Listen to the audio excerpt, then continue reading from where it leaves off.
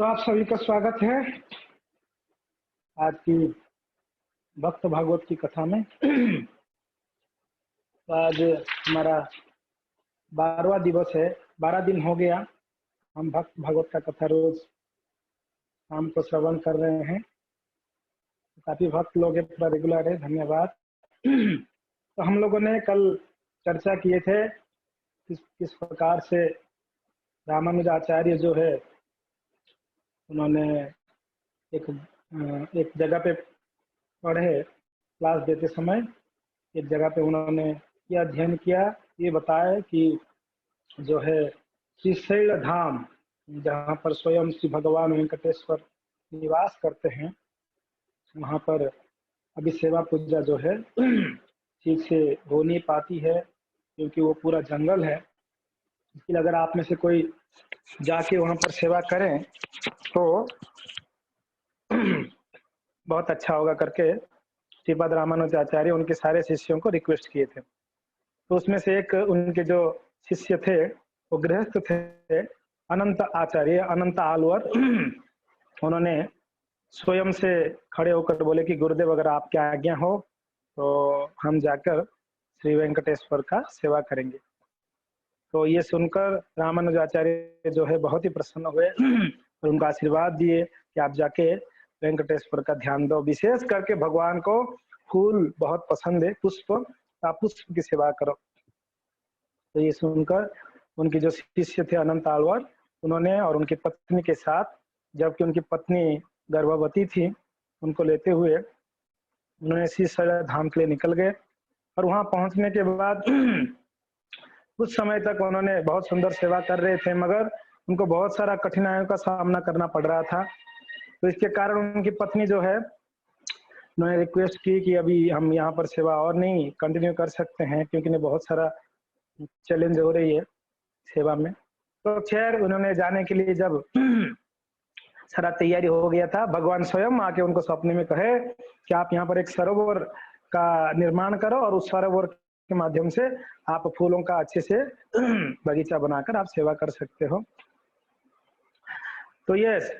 तो अनंत आलवर ने उनके गुरु की आज्ञा को अपने हृदय में धारण करते हुए वहां पर सेवा पूजा कर रहे थे। तो हमने ये भी कथा सुना किस प्रकार भगवान की उनकी ओठ में जो है चोट लग गई और उसमें कर्पूर लगाया गया।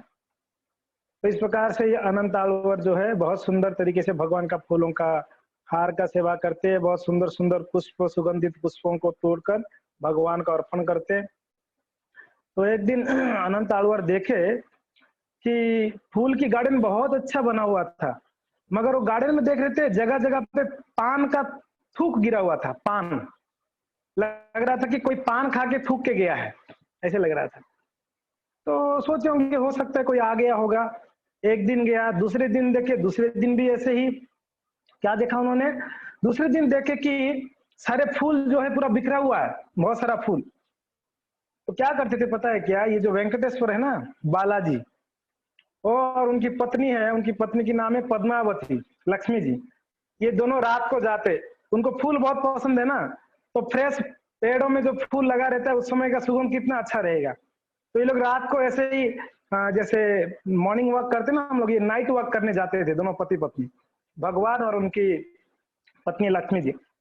तो जाते और उस गार्डन में घूमते, और दोनों अभी रात का भोजन करके गए रहते हैं, तो मुखवास के लिए पान चबा चबा के जाते दोनों पति पत्नी, और पान वहीं थूकते। और साथ साथ में क्या करते, भगवान एक फूल तोड़ते उनकी पत्नी के लिए, यानी लक्ष्मी जी के लिए। देखते ऐसा ये अच्छा नहीं है ना, फेंक देते, वापस दूसरा फूल तोड़ते। लक्ष्मी को पूछे पद्मावती ये अच्छा है? बोलती नहीं ये उतना अच्छा नहीं, तो फेंक देते।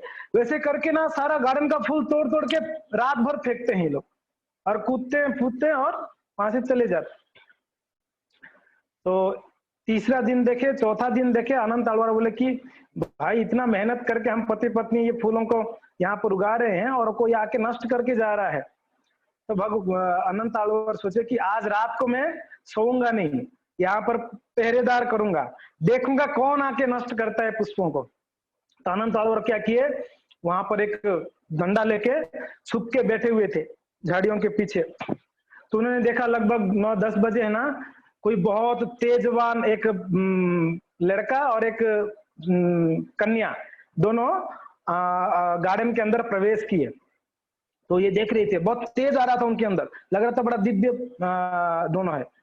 तो देखे तो वो लोग आए और वापस वैसे ही उनका शुरू हो गया, कूद रहे थे, फूलों को पद्मावती फूल तोड़ के भगवान के ऊपर फेंकती थी और भगवान फूल तोड़ के उनके ऊपर फेंकते थे। इन लोगों का होली चल रहा था, फूलों की होली। तो अनंत आलवार बढ़ा, अभी अंधेरा में दिख नहीं रहा था एक्चुअली कौन है, मगर थोड़ा तेज आ रहा था कि कोई तो है। तो अनंत आलवार को और सहन नहीं हुआ, बोले कि बस अभी इन दोनों को नहीं छोड़ूंगा मैं। दौड़ के पीछे से गए, वो लोग खेल रहे थे, पीछे जाके दोनों को ऐसे ना कंधे पे पकड़ लिए, मगर भगवान बड़ा चतुर निकले, तुरंत फिसल के भाग गए। भगवान को कौन पकड़ सकता है, मैया जसोदाई फेर में पड़ जाती, कभी कभी पकड़ ही नहीं पाते। आप याद करिए, जब मैया यशोदा उनको बांधने के लिए दौड़ी, भगवान ने पूरा उनका पसीना छुड़ा दिए, मगर पकड़ में नहीं आए थे कान्हा जी। अंत में भगवान चाहे तब जाके मैया जसोदा बांध या पकड़ ली थी, है कि नहीं। तो वैसे अभी अनंता कहाँ पकड़ पाएंगे ठाकुर जी को। तो अनंत पकड़ तो लिए, मगर भगवान फिसल के निकल गए। पकड़ में आ कौन गई, पद्मावती देवी, लक्ष्मी जी। और अंधेरे में दिख ना रहा था, पीछे से पकड़ लिए थे जोर से, बोले कि अच्छा तुम दोनों बड़ा बदमाश हो, रोज आके हमारा फूल का गार्डन को ऐसे ही उजाड़ देते हो। तो वहां पर रस्सी लेके आए थे, रस्सी से पद्मावती को बांध के वहां पर एक पेड़ में बांध दिए पद्मावती को। पद्मावती बोल रही कि अरे अनंता छोड़ देना, अनंता छोड़ देना। तो अनंता बोलता कि छोड़ दूं, दिखने में तो बड़ा सुंदर जैसे लग रहे हो दूर से, अभी पक्का भले ही आपका जो बॉयफ्रेंड भाग गया है ना, वो आएगा पक्का, आप इतना सुंदर है तो कहाँ जाएगा, सुबह तक तो आएगा आपको वापस लेने के लिए। इतना आप लोग बदमाशी कर रहे हो। तो पद्मावती कह रही है कि रे अनंता, मैं आपका बेटी बनने को तैयार हूँ, मुझे छोड़ दो ना प्लीज, आपकी बेटी जैसा ही तो हूं मैं, तो क्यों बांध के रखे हो मुझे। बोला कि अभी ज्यादा आप बोलो मत कि आप बेटी हो या बहू हो, वो सब नहीं चलेगा यहाँ पर। आप लोगों ने मेरा पूरा फूलों का उद्यान तोड़ते हो, उजाड़ते हो, मैं भगवान के लिए सेवा करता हूँ और आप ऐसे करते हो। कल सुबह आने दो, आपकी वो बॉयफ्रेंड हो या आपका विवाहित पति हो, जो भी हो सकता है आप नवविवाहित हो सकते हैं, तो जो भी हो उसको आने दो। तो रात भर पता है पद्मावती देवी यानी लक्ष्मी देवी वहीं पर बंधी बंधी खड़ी है, और अनंता तो चले गए। और सुबह जब आरती होता है ना, मंगल आरती के लिए पुजारी आए, तो दीप दिखाए, जब भगवान की बक्षस्थल में दीप दिखाए, तो बक्षस्थल में लक्ष्मी जी नहीं है, श्री रहते हैं ना, लक्ष्मी जी बक्षस्थल में रहते हैं ना, तो ठाकुर जी के बक्षस्थल में श्री नहीं दिखे, लक्ष्मी जी नहीं दिखे। तो पुजारी बोला कि लक्ष्मी जी दिख नहीं रहे, कहाँ गए। तो पूरा खबर फैल गया सारे पुजारी को, अरे लक्ष्मी जी है नहीं, लक्ष्मी जी है नहीं। तो फिर बाद में हेड पुजारी आए, बोले क्या हुआ ना, लक्ष्मी जी है नहीं, बिना लक्ष्मी, क्योंकि ना श्री संप्रदाय में उनके गुरु कौन है, लक्ष्मी जी है। जैसे हमारा संप्रदाय में ब्रह्मा जी है, ऐसे उनकी श्री है, लक्ष्मी जी है। तो लक्ष्मी जी नहीं दिखे, तो हेड पुजारी जाके ध्यान में बैठ के देखे क्या हुआ। तो भगवान कहते अरे चिंता मत करो, वो अनंत है ना, वो पद्मावती को बांध के रखा है, जाओ उसको लेके आओ जाओ। तो सारे पुजारी लोग गए वापस उस गार्डन में, गए अनंता के गार्डन में, जाकर अनंता को बोले कि अरे अनंता पता है ये कौन है, स्वयं लक्ष्मी जी है, पद्मावती है, तू बांध दिया है पद्मावती को। तो अनंता बोले क्या बात कर रहे हो, पद्मावती। बोले हाँ पद्मावती है। बोले पद्मावती है तो वेंकटेश्वर को बुलाओ, अगर उन पद्मावती है तो वो आएंगे तो दूंगा मैं, उनको छोड़ूंगा। अरे भगवान वहां पर आरती नहीं हो पा रहा है, रुका हुआ है। तब जाके पद्मावती की चरण पकड़कर अनंता कहते मैया ऐसा क्यों करते हो। तो बोलते कि मैं आपकी मैया नहीं हूँ, मैं आपकी बेटी बन गया। बोले ठीक है आप मेरे बेटियों में छोड़ देता हूँ आपको बस। तो उस दिन से अनंत आलवर जो है भगवान की ससुर बन गए, ससुर, क्योंकि ना बेटी बन गई ना पद्मावती, तो भगवान के लिए वो ससुर हो गए। तो इस प्रकार से अनंत आलवर जो है भगवान की बड़े सुंदर सेवा करते थे वहां पर तिरुमला में। एक दिन क्या हुआ, अनंत आलवर जो है सुबह सुबह मंगल आरती करने जा रहे थे, पीछे से एक बाघ पकड़ लिया उनको, उनकी धोती को पकड़ लिया बाघ। अनंत को अंधेरे में दिख नहीं रहा था, बोले अरे कौन है भाई छोड़ो ना। तो बाघ बोल रहे हैं कि आप आशीर्वाद दो मेरा वैकुंठ प्राप्ति हो जाए करके। बोले कि अरे यार तू दिख नहीं रहा है, कौन बताओ ना, मैं कौन, मैं नहीं बताऊंगा, आप पहले बोलो कि मैं वैकुंठ धाम जाऊंगा, मेरा मुक्ति हो जाए, ऐसे बोलो। तो अनंत बोलता ठीक है आपका मुक्ति हो जाएगा, चिंता मत करो, छोड़ दो अभी। तो बाघ छोड़ दिया। बाद में पता चला बाघ था और उनका उसी समय शरीर छोड़कर बाघ वैकुंठ धाम चले गया। तो अनंत जिनको आशीर्वाद देते हो वैकुंठ जा सकते हैं, इतने महान भक्त है। तो इस प्रकार से अनंता एक दिन शिव भगवान की सेवा के लिए गार्डन में फूल तोड़ रहे थे, उनको एक सांप डस दिया, सांप काट लिया अनंता को। तो सांप काटने के बाद अनंता ध्यान नहीं दिए और उनकी जो अनंता के साथ में सेवक थे कुछ लोग, वो लोग बोले कि हे अनंता आप कुछ मलम पट्टी करो, कुछ दवाई लो, नहीं तो ये जहर चढ़ जाएगा पूरा, तो फिर आप भगवान का सेवा नहीं कर सकते हो अच्छे से। तो अनंता ध्यान नहीं दिए। तो ये सारे जो उनके साथ में सेवक लोग थे, कुछ पुजारी लोग थे, वो लोग देखे कि सुन नहीं रहे हैं, सुबह से सांप काटा हुआ है, ये दिन शाम हो गया अभी तक ये सुन नहीं रहा है, जहर चढ़ जाएगा तो मर जाएगा। तो ये लोग सब गए, पुजारी लोग भगवान को जाके कह रहे हैं वेंकटेश को कि हे भगवान देखो ये अनंता सुन नहीं रहा है, उसको सांप काटा है, जहर चढ़ा हुआ है, मगर अनंता सुन नहीं रहा है, कुछ दवाई नहीं ले रहा है जहर निकालने के लिए। तो भगवान बोले अच्छा ठीक है। तो अनंता जब शाम को आए भगवान को पुष्पहार पहनाने के लिए, तो भगवान बोले अरे अनंता आपको सांप काटा है ना, वो जहर निकालने के लिए कुछ दवाई लो। तो अनंता बोले प्रभु जी कुछ नहीं होगा प्रभु, आप चिंता मत करो। बोले अरे ऐसे क्यों, सांप काटा है ना आपको तो, और बहुत जहरीला सांप है, तो सांप काटा है तो आप कुछ दवाई लेनी चाहिए। तो अनंता कहते हैं कि प्रभु क्या फर्क पड़ेगा, मेरे अंदर ऑलरेडी इतना जहर भरा हुआ है, ये सांप का जहर क्या काम करेगा, मेरे अंदर काम ही नहीं करेगा। मेरे अंदर एक सांप बैठा हुआ है, काम क्रोध लोभ मोह मत्सर्य रूप एक सांप है, उसका जहर पूरा शरीर में फैला हुआ है। तो प्रभु ये बाहर का सांप का जहर मेरा शरीर के अंदर क्या क्या नुकसान करेगा, कुछ नहीं करेगा।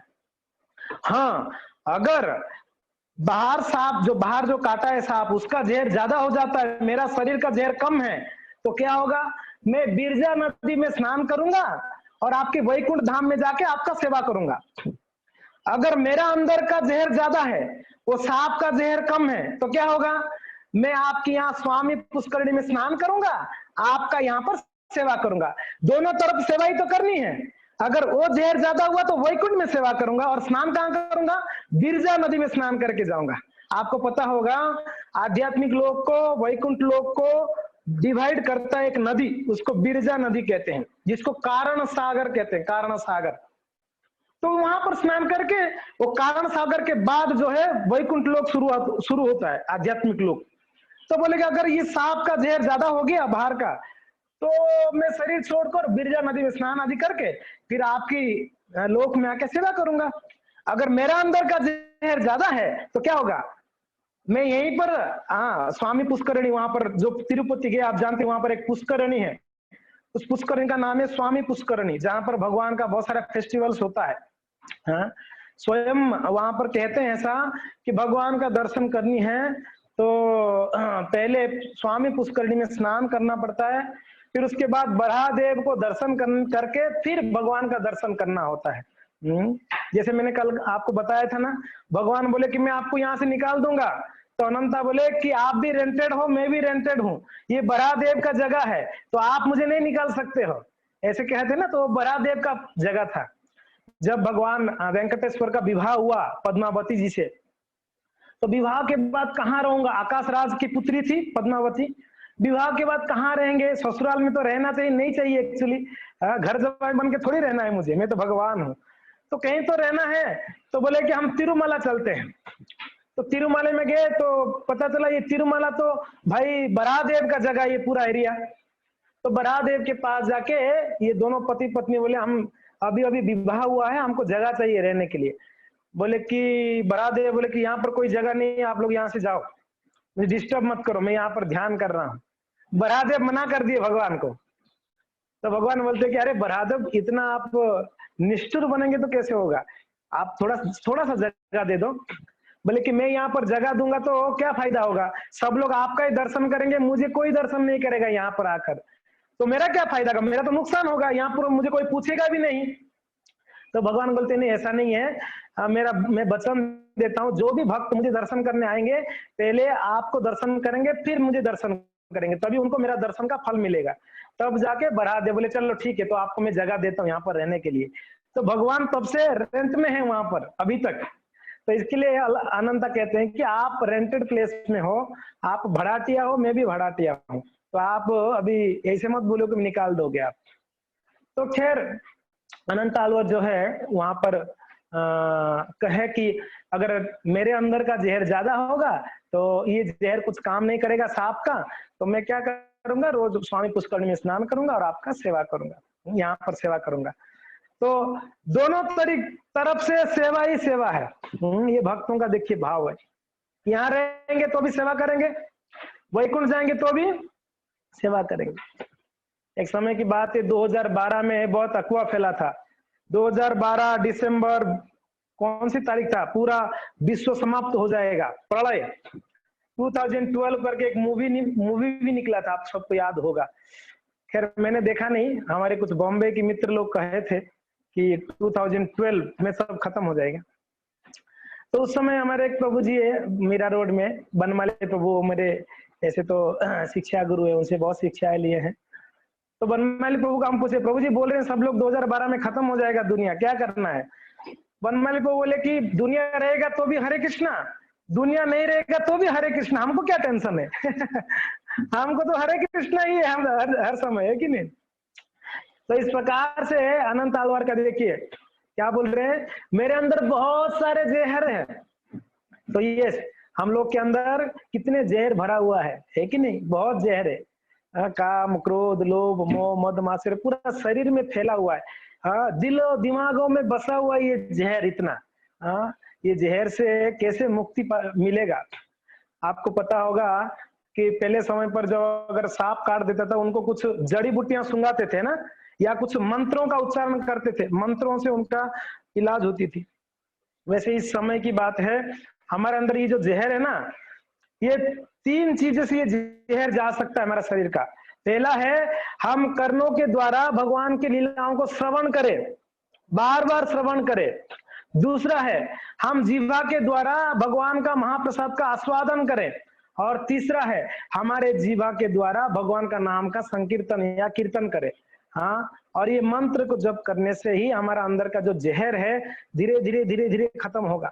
एक दिन में ये जहर नहीं जाएगा, क्योंकि ना बहुत हेवी लोड है हमारे अंदर, बहुत हेवी लोड हुआ है ये जहर, तो एक दिन में ये जहर नहीं जा सकता है, बहुत प्रयत्न करनी पड़ेगी ये मंत्र को, महाप्रसाद को, कथा कीर्तन को।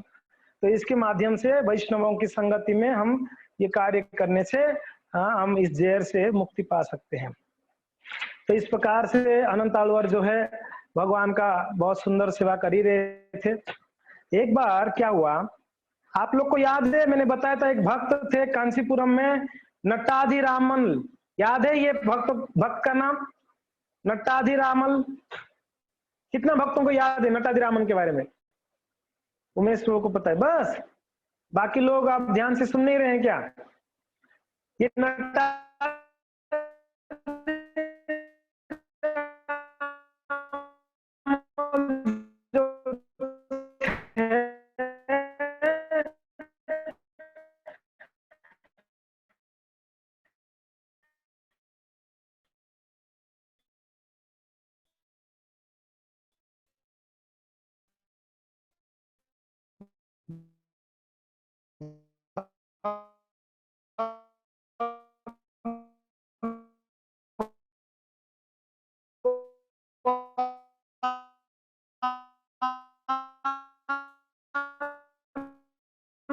को एक बार दूध होगा, वो जब दूध इनको प्रसाद के रूप में मिला तो क्या हुआ, उसमें से एक किला मिला।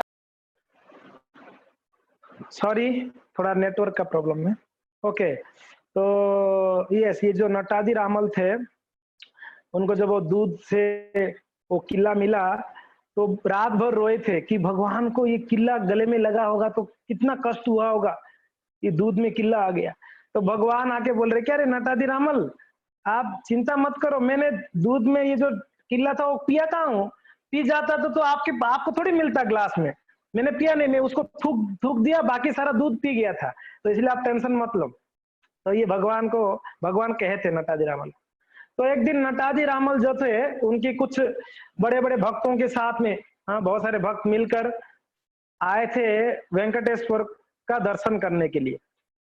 तो उस समय अनंत आलवार वहां पर सेवा में थे। तो ये लोग चलते चलते श्रीरंगम से सॉरी कांचीपुरम से चलते चलते चलते चलते आ रहे थे, बहुत थक गए थे और पहाड़ भी चढ़ना होता है। तो पहाड़ चढ़ते चढ़ते आधा आए थे तो एक जवान लड़का वो कुछ प्रसाद लेकर आया बीच में, पहाड़ के बीच में। बोला कि अरे नटाजी रामल, ये लो प्रसाद लो, आप सब प्रसाद लीजिए पहले, फिर बाद में चल के जाना। पानी और प्रसाद लेके आए थे, बहुत सारा व्यंजन लेके आए थे। तो बोले कि आप कौन है? वो बोले कि मैं अनंत आलवर का शिष्य हूँ। आपको आवाज आ रहा है ना? ओके। वो बोले कि मैं अनंत आलवर का शिष्य हूँ। तो नटाजी रामल सोचे अनंत आलवर दीक्षा भी देने लग गया क्या, शिष्य भी बनाने लग गया ये कभी से? एक्चुअली वो कौन थे पता है क्या? स्वयं वेंकटेश थे। ये भक्तों को हेल्प करने के लिए प्रसाद लेके आए थे बीच में। अभी जब पूछे तो तुरंत कुछ बोल नहीं पाए, बोले कि मैं अनंता का शिष्य हूँ। तो इनको थोड़ा डाउट हुआ। अनंता उनकी गुरु, एक्चुअली क्या होता है ऐसा वैदिक शास्त्रों में हमारा वर्णन है, शास्त्रों में जब तक हमारे गुरु होंगे हम गुरु नहीं बन सकते, यानी वो किसी को दीक्षा नहीं दे सकता है जब तक उनकी गुरु होते हैं। उनकी गुरु जब वैकुंठ चले जाएंगे तब वो दीक्षा गुरु बन सकते हैं, ऐसा नियम है। तो ये बोले कि अभी तक तो रामानुजाचार्य है और ये अनंता कैसे दीक्षा देने लग गया? तो इनको थोड़ा डाउट हुआ। बोले कि आप अनंता का अगर शिष्य हो, चलो प्रणाम मंत्र बोलो आपके गुरुदेव का। तो तुरंत, भगवान तो तब चतुर होते हैं ना, तुरंत बोले अखिलात्मा गुणाभासम अज्ञान तिमिरांधस्य अस्मितम वैकुंठा नाम अनंत आलवाराय नमः करके बोल दिए, ऐसे एक श्लोक बोल दिए तुरंत।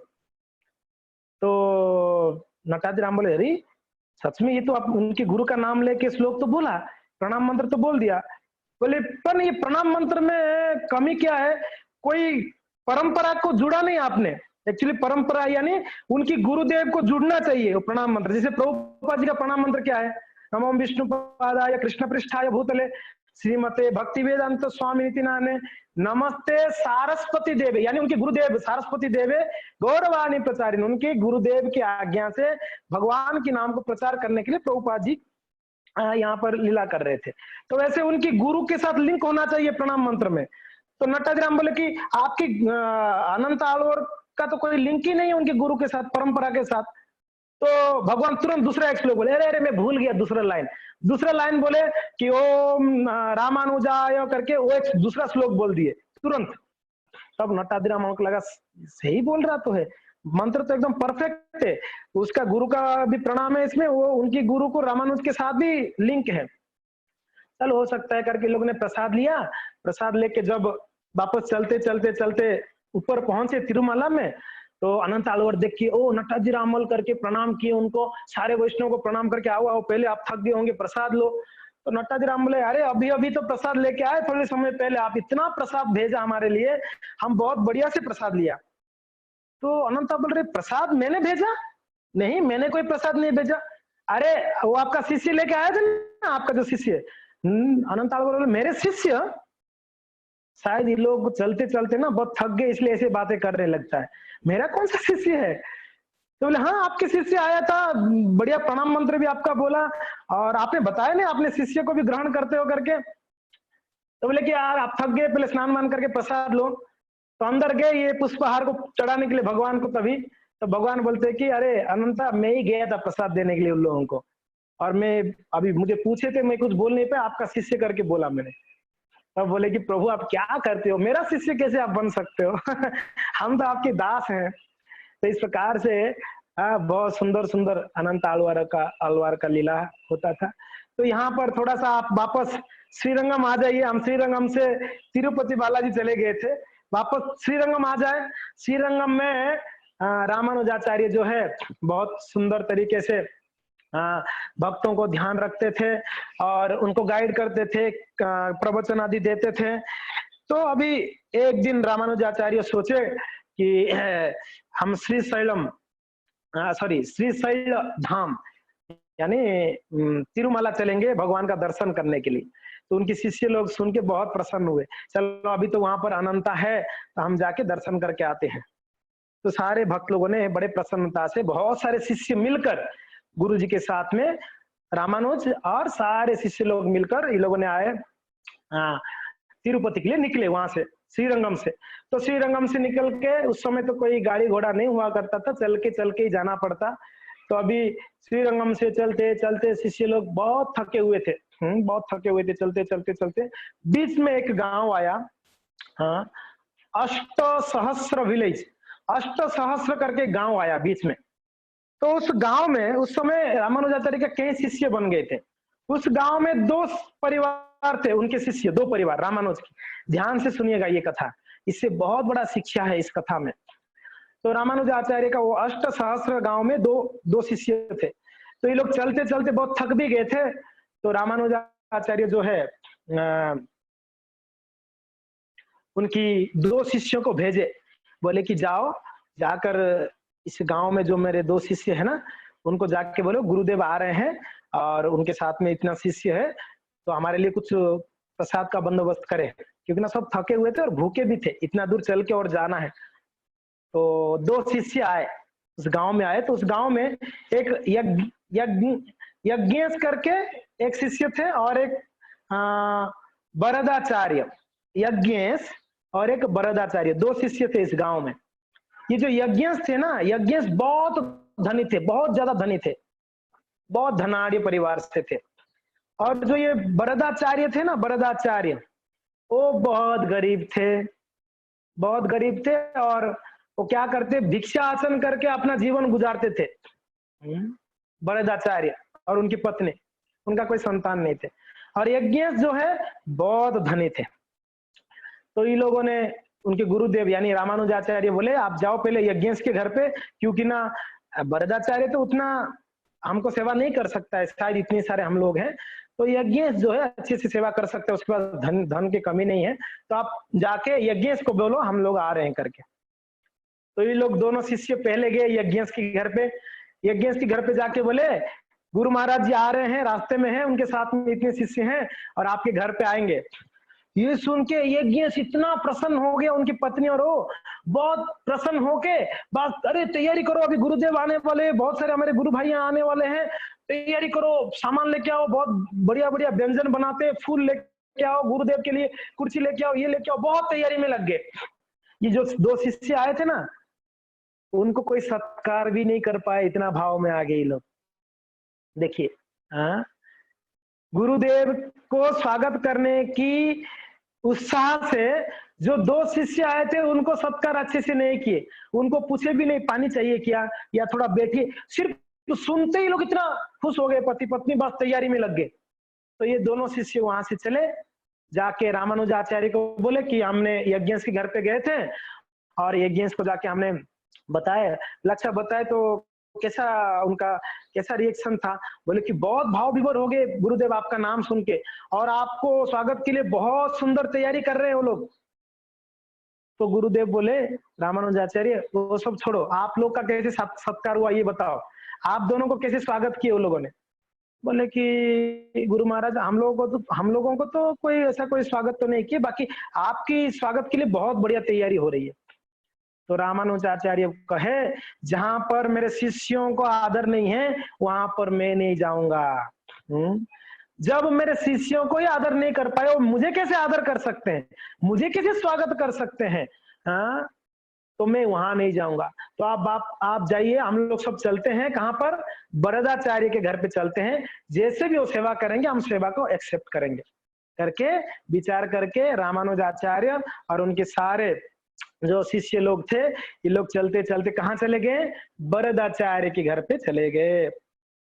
अभी बरदाचार्य के घर पे जब पहुंचे, बरदाचार्य थे नहीं, वो भिक्षा आसन करने के लिए चले गए थे। और जैसे ये लोग पहुंचे, अचानक से बिना इनविटेशन का, यानी बिना कोई इन्फॉर्मेशन का पहुंचे। खैर यज्ञेश को तो इन्फॉर्मेशन मिला था, मगर इनको कोई इन्फॉर्मेशन नहीं था। अचानक से रामानुजाचार्य उनके साथ में कई सारे भक्त लोग थे, लगभग 50-100 लोग होंगे, कोई ऐसा गिनती नहीं था वैसा, तो कई सारे भक्त थे। तुरंत जब पहुंचे, उनकी पत्नी, वो भी शिष्य थी, इनकी शिष्या थी, रामानुजाचार्य की। बहुत ही गदगद हो गई, आंख से आंसू आने लगा, मेरा कितना सौभाग्य आज, गुरुदेव और हमारे गुरुदेव के सारे शिष्य लोग आए, एकदम भाव विभोर रो के पानी लेके आए, गुरुदेव के चरण को धोई और सारे शिष्यों के चरण को धोई, उस चरण को पान, चरणामृत को पान की, अपने सर पे छिड़काई। और उनका स्थिति कैसे था पता है?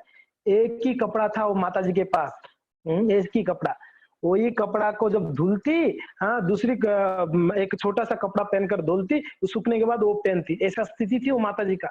और वो भी फटा हुआ था, उसको गांठ मार मार के सिलाई कर करके वो कपड़ा पहनती। इतने गरीब थे ये लोग। और उनके प्रभु जी यानी वरदाचार्य का भी ऐसा स्थिति था, इतने गरीब। और उनकी बहुत बड़ा घर नहीं था, छोटा कुटीर था। तो उनके घर पे रामानुजाचार्य और उनके सारे शिष्य लोग को बिठाई, अच्छे से आप बैठिए, गुरुदेव सभी भक्तों को बिठाई, पानी दी पीने के लिए। देखिए हमारा घर पे कुछ भी नहीं तो कम से कम पानी तो होता है, हम किसी तो पानी के लिए तो पूछ सकते हैं। तो अभी ये माता जी सोच रही है, मेरे गुरुदेव पहली बार मेरे घर पे आए, इतने सारे शिष्य आए, तो इन लोग को मैं कैसे सेवा करूंगी? घर पे कुछ भी नहीं था, वो जाके चेक की तो उनकी गांव में एक जमींदार था, उसका इस माता जी के ऊपर थोड़ा बुरा नजर था। वो कई बार इस माता जी को अप्रोच किया था कि देखो आप क्या एक गरीब के वरदाचार्य के पास रहते हो, वो कुछ आपको अच्छे से खिला भी नहीं सकता है, भीख मांग के चलता है, देखो मेरे पास क्या कमी है, आप मुझे प्रसन्न कर दो, मैं आपको जो चाहिए वो दूंगा। तो कई बार अप्रोच किया था, मगर ये तो सती थी, तो इसके लिए वो सुनती नहीं थी। उस दिन विचार की, ध्यान ध्यान दीजिएगा, अभी ऐसा ये उदाहरण है जिसको हम नकल नहीं कर सकते हैं, ये ऐसे उदाहरण है। तो माताजी सोचने लगी कि मेरे गुरुदेव के लिए, मेरे गुरु भाइयों के लिए मैं आज वो जो जमींदार का प्रस्ताव है मैं स्वीकार करूंगी। ये सोचकर वो जमींदार के पास गई, जाके बोली देखिए आपका बड़ा इच्छा था, तो आपका जो भी इच्छा मैं पूरा करने के लिए तैयार हूँ, कृपया आप, मेरे गुरुदेव और मेरे गुरु भाइयों लोग आए हैं, तो कृपया आप कुछ मुझे अनाज वगैरह देंगे क्या? उन लोग के लिए मुझे प्रसाद बनानी है। तो ये सुन के तो जमींदार बहुत प्रसन्न हो गया। अरे मैं कई कम से कम 3-4 सालों से इसके पीछे पड़ा हूँ, एक भी दिन हाँ नहीं की, आज अचानक से सामने से आके बोलती है कि मैं सब कुछ आपके लिए करने को तैयार हूँ, आपका जो इच्छा मैं पूरा करूंगी, आप बस मेरे को कुछ सामान दे दो, मेरे गुरुदेव को मैं भोजन बना के खिलाऊंगी।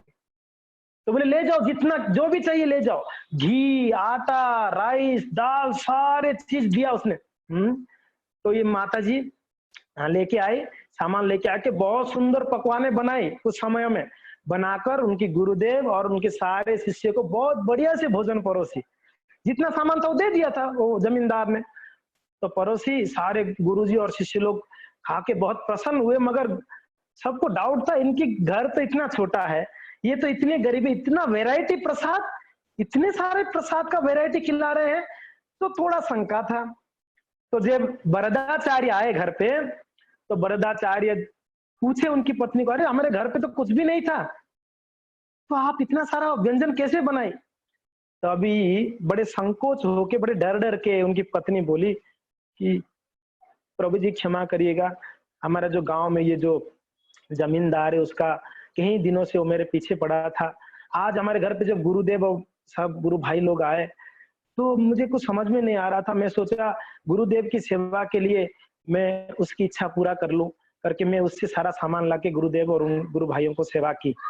ये सुन के उनका जो पति थे रोने लगे और उनकी पत्नी की चरण पकड़ लिए, चरण, पत्नी की चरण पकड़ के बोल रहे, अरे आप कितने महान हो, मेरा कितना भाग्य आपकी जैसी पत्नी मुझे मिली है, आप गुरु की सेवा के लिए आप खुद का इज्जत को दाव पे लगा के आए हो, आप इतना महान हो। उनकी पत्नी के चरणों में गिर गए और गए रामानुजाचार्य के पास, और रामानुजाचार्य को सारा वृत्तांत बताया कि गुरुदेव ऐसे ऐसे हैं, हमारे गांव में एक जमींदार है और ये मेरे पत्नी के ऊपर उसका बुरा नजर था, उसको ये वचन दे के आई है कि उसको इच्छा पूरा करूंगी करके, तो इस प्रकार से आप लोग को भोजन खिलाइए।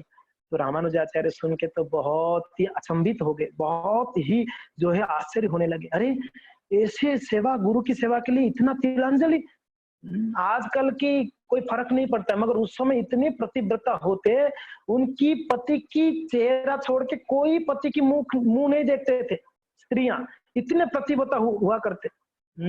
आजकल तो हम लोग टीवी में सुबह से शाम तक देखते रहते हैं ना, टीवियों में क्या हमारे पति आते हैं क्या हीरो बन के, अलग अलग पुरुष तो आते हैं टीवियों में, तो अलग पुरुषों को देख रहे तो हम कैसे फिर सती हुए? हम सतीत्व तो नहीं रहा हमारा। टीवी में, मोबाइल्स में, न्यूज़पेपरों में, हर जगह पे हम कितने सारे लोगों को देख रहे हैं। तो उस समय ऐसा नहीं था। हाँ, देखिए राधा रानी क्या बोली? भगवान को बोली कि प्रभु मैं ये मर्त्य लोक में नहीं जाऊंगी। भगवान बोले कि राधे मेरे लीला में भाग लेने के लिए तो आपको आना पड़ेगा। बोले कि नहीं, मैं इस मर्त्य लोक में नहीं जाऊंगी, वहां जाऊंगी तो कई सारे लोगों को देखना पड़े। तो भगवान बोले हे राधे आप प्लीज मेरे लीला में तो आओ। तो बोले एक शर्त में आऊंगी। क्या? अगर मैं किसी को देखूंगी पहली बार तो आपकी चेहरा होना चाहिए, यानी आपके सुंदर मुख कमल को देखूंगी फर्स्ट टाइम मैं आंख खोलूंगी तो। और दूसरा मैं कुछ खाऊंगी तो मेरे मुख में पहले आपकी महाप्रसाद मिलना चाहिए। तो भगवान बोले ठीक है तथास्तु। इसके लिए जब राधा रानी आई थी यहाँ पर तब और गूंगी बहरी थी, गूंगी बहरी और अंधी थी। तो पहली बार भगवान को दर्शन की हो, पहली बार भगवान की महाप्रसाद ली थी और पहली बार भगवान का ही आवाज सुनी थी। तो इसलिए हम सुबह रात को डिसाइड करके सोना चाहिए। सुबह उठ के पहले मैं कुछ को किसी को देखूं तो भगवान का तस्वीर हो, फर्स्ट देखना चाहिए। हम सुबह उठ के सीधा क्या करते हैं?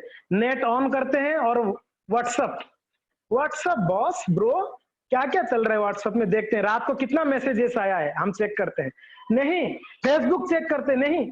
हम सुबह उठ के सर्वप्रथम श्री भगवान की कोई तस्वीर को, ठाकुर जी को देख दर्शन करें। और सुबह उठ के तुरंत कोई शुद्ध भक्त का कीर्तन या कथा चालू कर देनी चाहिए, प्रभुपाद महाराज जी का तुरंत सुननी चाहिए, तुरंत सुबह उठ के। और मुख से तुरंत हरे कृष्णा कृष्णा कृष्णा हरे हरे, हरे राम राम राम हरे हरे, तुरंत उच्चारण करनी चाहिए सुबह उठते ही। कुछ भी मत बोलिए, पहले हरे कृष्णा महामंत्र बोलिए। कुछ भी मत सुनिए किसी का आवाज, पहले गुरुदेव का या प्रभुपाद जी का सुनिए आवाज। पहले दर्शन करना है ठाकुर जी को या गुरुदेव को, प्रभुपाद जी का दर्शन होनी चाहिए। इस प्रकार अगर करेंगे हमारा दिन पूरा बहुत ही मंगलमय जाएगा। तो खैर ये माता जी के बारे में ये सुनकर रामानुजाचार्य बहुत ही आश्चर्य हुए। और श्रीपाद रामानुजाचार्य बोले ठीक है, उनको बुलाए, उनकी पत्नी को बुला के रामानुजाचार्य जो भोजन किए थे ना उनका झूठन बचा हुआ था, झूठन महाप्रसाद। कहते हैं ना जो कृष्ण को भोग लगता है वो प्रसाद है, महाप्रसाद है। जब कोई भक्त ले लेता है पाते हैं जो बच जाता है उसको कहते हैं महाप्रसाद, ठीक है नहीं? तो महाप्रसाद हो जाता है या महाप्रसाद हो जाता है। तो रामानुजाचार्य कहे कि ये मेरा प्रसाद है, आप इसको लेके जाओ और हाँ आप उनका इच्छा पूरा करो जमींदार को आज रात को, पर ध्यान रखो पहले उसको ये प्रसाद खिलाओ, बोलो मेरे गुरुदेव का प्रसाद है, उसको खिलाओ, उसके बाद आप उसको जो इच्छा है उसको पूरा करो। तो माता जी बोले ठीक है गुरुदेव, प्रणाम की, आशीर्वाद ली। और ये माता जी रात को सजकर फूलों को लगाकर बालों में बहुत अच्छा कपड़ा पहनकर बढ़िया से सजकर गई उनके घर पे रात को। तो जैसे ही वो वेट कर ही रहा था वो जमींदार, जैसे ही माता जी गई तो तुरंत बहुत प्रसन्न हो गया। तो बोले कि एक मेरा निवेदन है छोटा सा, आप इतना किए, एक छोटा निवेदन है। बोले बोलो जो भी निवेदन है तैयार है, बस मेरा इच्छा पूरा कर लो। तो बोली कि मेरे गुरुदेव, आपको बताया था सुबह मैंने, मेरे गुरुदेव आए हैं, उनका महाप्रसाद है, प्लीज आप इसमें से थोड़ा प्रसाद लेंगे? बोले हाँ क्यों नहीं, दो मैं प्रसाद तो लूंगा ना। तो लिया और उस प्रसाद को एक ग्रास लिया मुंह में। पहले जैसे एक ग्रास लिया उसके शरीर में ऐसे लगा बिजली एकदम भर गया, एकदम बिजली से एकदम चौंक गया। दूसरा ग्रास लिया, उसकी शरीर एकदम रोमांचित होने लगा। तीसरे ग्रास लिया, लेते ही उनकी आंख से अश्रु प्रवाहित होने लगा, उनकी शरीर में रोंगटे खड़े होने लगे और एकदम पुलकित होने लगा और रोने लगा गदगद होके। और ऊपर बैठा था नीचे उतर गया और ये माता जी जो गए थे उनके चरण पकड़ लिया। बोला कि हे मैया, हे देवी, हे माता जी, मैं कितना बड़ा पापी हूँ, मैं क्या कितना बड़ा अनिष्ट करने के लिए, अनर्थ करने के लिए जा रहा था, आप मेरे माँ हैं। तुरंत माँ करके बोला माँ। देखो जैसे ही रामानुजाचार्य का महाप्रसाद लिया वैसे ही उसके शरीर में पूरा चेंजेस, उसका मन, उसका बुद्धि, उसका हृदय एकदम शुद्ध हो गया। देखिए भगवान की शुद्ध भक्तों की प्रसाद में क्या शक्ति है, इतने शक्ति है। इसलिए मैंने वापस बोलता हूं, मैंने बताया था 3 चीज हमारे भक्ति में प्रगति करने के लिए बहुत बड़ा जो है सहायक करते हैं। क्या है? भक्त पद धूलियार, भक्त पद जल, भक्ता भुक्त अवशेष, साधन रो 3 बल। हमारा जो साधन भक्ति है ना उसमें 3 बहुत बल देता है हमको। क्या? भक्त पद धूलि, भक्त का चरण का रज और भक्त पद जल, भक्त का चरणों को धुला हुआ जल चरणामृत, और भक्त भुक्त अवशेष, भक्त जो ग्रहण करते हैं, भोजन करते हैं, उनका जो बचा हुआ अवशेष यानी महाप्रसाद, वो झूठन, ये तीन जो है शुद्ध भक्तों का हमारा जीवन में भक्ति में प्रगति करने के लिए बहुत शक्ति देता है। तो जैसे ही रामानुजाचार्य का महाप्रसाद लिए वैसे ही वो पूरा बदल गए, और पूरा बदल के बोले कि मैं आपके गुरु को मिलना चाहता हूँ। देखो क्या कृपा है, क्या कृपा है उनके ऊपर रामानुजाचार्य का। तो वो माता जी उनको लेके आई, चलिए, तो माता जी लाके मिलाए, रामानुजाचार्य के चरणों में गिरे और गिर लगा के बोले कि हे गुरुदेव, मैं आपको गुरु मानता हूँ, मुझे आप दीक्षा दीजिए और मैं आज से सारा पाप में प्रवृत्ति छोड़ देता हूँ करके रामानुजाचार्य के शरण में गए। रामानुजाचार्य उनको तुरंत दीक्षा भी दे दिए। देखो ये कृपा होता है, गुरु कृपा। गुरु चाहे तो किनको किसी भी स्थिति से बाहर निकाल के शुद्ध बना सकते हैं, गुरुदेव के पास इतना शक्ति होता है। हमारा प्रयास में देखिए, हमारा प्रयास देखते जरूर गुरुदेव, मगर हमारा प्रयास में उतना दम नहीं होता है। जब तक गुरु की कृपा नहीं होगी ना, हमारा प्रयास विफल हो जाएगा। इसलिए गुरु की कृपा चाहिए, इसलिए गुरु की कृपा बहुत जरूरी है। भगवान कहे है ना, सर्वधर्मान परित्यज्य मामेकं शरणं व्रज अहम त्वाम सर्व पापेभ्यो मोक्षयिष्यामि मा शुचः, कि बेटा सब छोड़कर मेरे शरण में आओगे ना तो मैं आपको सारा पाप से मुक्त कर दूंगा। भगवान ने एक तरफ तो हमको बहुत बड़ा लालच दे रहे हैं, दूसरी तरफ क्या बोल रहे हैं, सब छोड़ के आना पड़ेगा, कंडीशन रख दी भगवान। बहुत चला के ना, एक तरफ से तो हमको रसमलाई दे रहे हैं, दूसरे तरफ कंडीशन है। मान लो कोई चीटी है, चीटी उस तरफ है, इस तरफ शक्कर का गोडाउन है, पूरा गोडाउन। चीटी को बोला, चीटी आप इस शक्कर के गोडाउन तक पहुंच जाओगे ना, पूरा शक्कर का गोडाउन आपका है, जिंदगी भर शक्कर खा सकते हो आप। चीटी को शक्कर पसंद है ना, देखो कहीं मीठा मिलता है तो चीटियां कितना लाइन लगाकर मीठा को खाते हैं। तो मान लो चीटी को बोला गया आप वहां से आ जाओ, शक्कर के गोडाउन में आ जाओ, शक्कर का गोडाउन आपका है, मगर बीच में आग लगा हुआ है, आग, वो आग को पार करके आना पड़ेगा आपको। चीटी बोल रहा है, एक तो बोल रहा है गोडाउन है शक्कर का, बोल रहा है कि आग को पार करके आओ। ये संभव है क्या? आग को पार करके आ सकता है क्या चीटी? आप लोग बोलो, भयंकर आग लगा हुआ है बीच में। आग को कभी पार नहीं कर सकता है चीटी। कोई उपाय है क्या आग को पार करने का? कोई उपाय नहीं, जल जाएगा, राख बन जाएगा। ये संसार में आग लगा हुआ है, संसार दावा नल का, इस संसार में दावा नल लगा हुआ है, बड़ा भयंकर आग। कैसे बुझेगा? इसको पार करके जाना है भगवान के पास। भगवान ने कंडीशन रख दिया, इसको पार करके आओ सब छोड़कर। एक ही उपाय है, क्या है? त्राणाय कारण्य घन घनात्वम। गुरुदेव अगर कृपा करेंगे, घन घन घन घन एकदम बारिश कराएंगे, वो आग कैसे बुझेगा? अगर उस समय बारिश हो गया ना घनाघन, तो आग बुझ जाएगा और चींटी आराम से वो शक्कर की गोडाउन तक पहुंच के शक्कर खा सकता है। खा सकता है, नहीं खा सकता है? खा सकता है ना? यस। वैसे ही हमारे संसार में आग लगा हुआ है, बहुत भोग विलास का इच्छा है हमारा, ये चाहिए, वो चाहिए, ये चाहिए, वो चाहिए, हमको कितना क्या कुछ चाहिए, जीवन भर हमारा कुछ ना कुछ चाहिए ही रहता है। ये सारे इच्छाओं को त्याग कर भगवान का शरण लेना इतना आसान नहीं है। इसके लिए एक ही उपाय है या एक ही सहारा है। क्या है वो? अगर गुरु की कृपा हो जाए, घन घन यानी बहुत ज्यादा कृपा चाहिए, छोटा मोटा बारिश से आग नहीं बुझने वाला है, एकदम भयंकर बारिश होना पड़ेगा तब जाके आग बुझेगी। तो वैसा गुरु का भी कृपा हमको बड़ा घन घन चाहिए, तो उसके लिए हमारा प्रार्थना होनी चाहिए गुरुदेव को। इस प्रकार हम बड़ा दैन्यता से प्रार्थना करेंगे, प्रयास करेंगे, नाम जप करेंगे, तो क्या होगा? गुरुदेव की कृपा हमको हो जाएगी और गुरु कृष्ण प्रसाद पाए, और गुरु की कृपा मिल जाए तो हम कृष्ण तक पहुंच जाएंगे।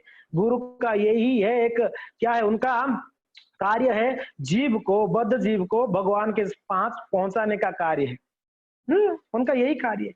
तो यहाँ पर देखिए रामानुजाचार्य की कृपा से ये एक पतित जो है आज उनके शिष्य बना, और तब बोले कि हे रामानुजाचार्य, हे गुरुदेव, मेरा इच्छा है कि ये जो वरदाचार्य और उनकी पत्नी बहुत कष्ट से जीते हैं, बड़े दुख से जीते हैं, कभी खाने को मिलता है तो कभी खाने को नहीं मिलता है, बड़े कष्ट से जी रहे हैं, तो अगर आप कहे, अगर वही लोग हाँ बोले, एग्री हो, तो मैं उनको कुछ धन देना चाहता हूँ।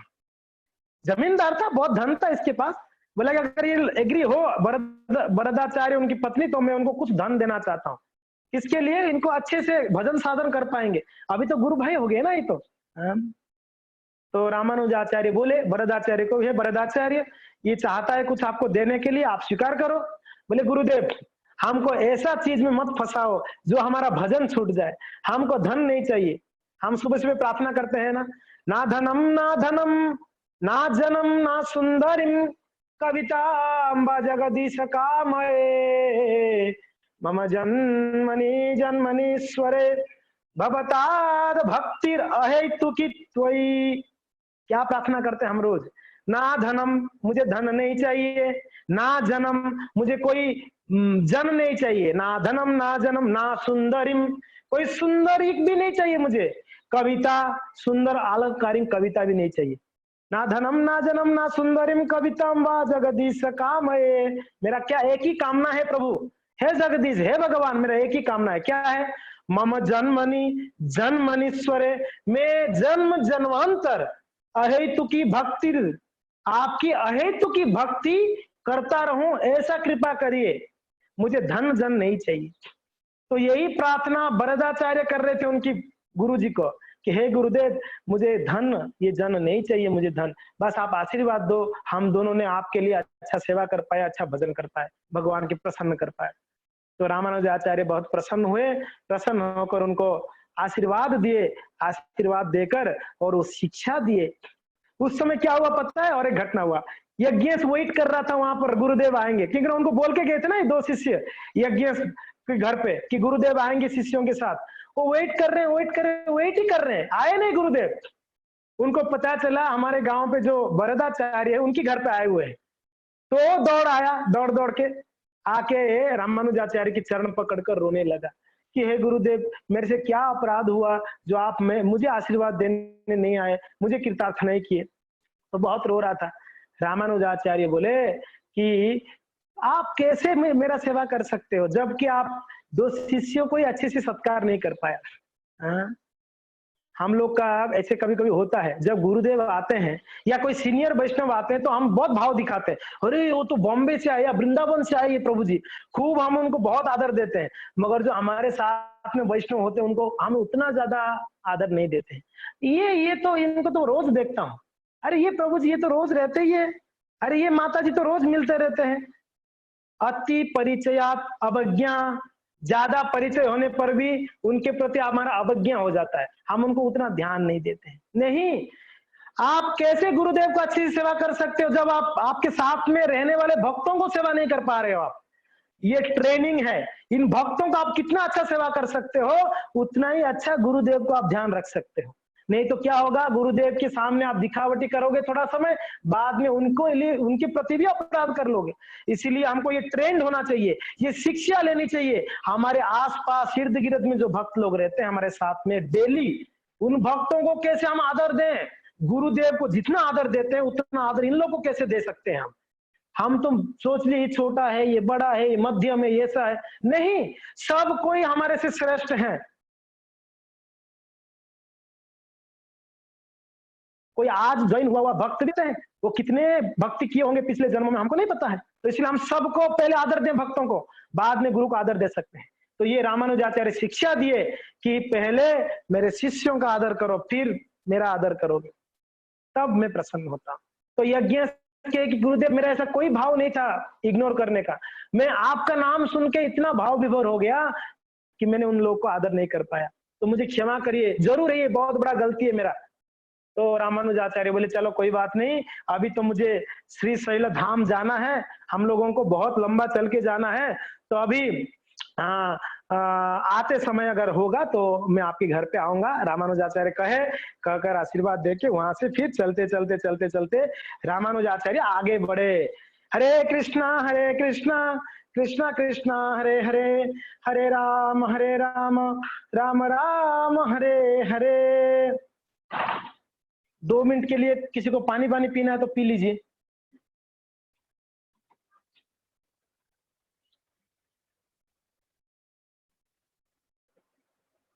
हाँ, तो इस प्रकार से श्रीपाद रामानुजाचार्य जो है वहां से उनकी शिष्यों के साथ में उन्होंने वहां से आगे बढ़े और चलते चलते बीच में आया कांचीपुरम धाम की जय। तो जिस कांचीपुरम को छोड़ के गए थे रंगनाथ जी के पास, वापस वो कांचीपुरम रास्ते में आया। तो बड़े आनंद से बहुत ही भाव विभोर होकर रामानुजाचार्य जो है कांचीपुरम में आए और कांचीपुरम में आके वापस उनका जो आराध्य देव वरदराज स्वामी है उनको जाके बड़े सुंदर से दर्शन किए वरदराज स्वामी का, प्रार्थना किए। उसके बाद उनके जो गुरु हैं, प्रथम गुरु आपको पता है ना उनका नाम क्या था? कांचीपूर्ण, याद है ना आप लोगों को कांचीपूर्ण? हाँ, वो कांचीपूर्ण वहीं पर थे ना।